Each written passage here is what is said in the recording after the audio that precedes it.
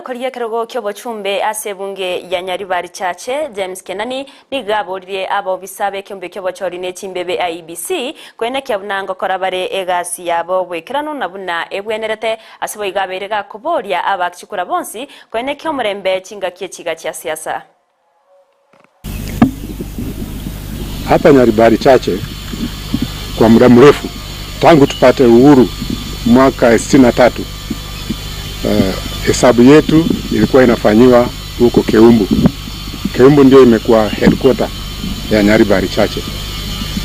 Lakini kwa ghafla center hiyo ya kuhesabu kura na kutangaza wale ambao wameshinda na wale ambao wameshindwa imeletwa hapa Kibit.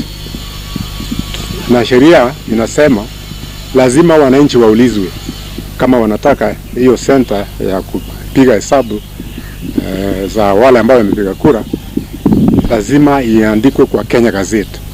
Na kabla ya kuandikwa kwa Kenya Gazette, wananchi lazima wapatiwe nafasi ya kuongea kama wanataka hivyo.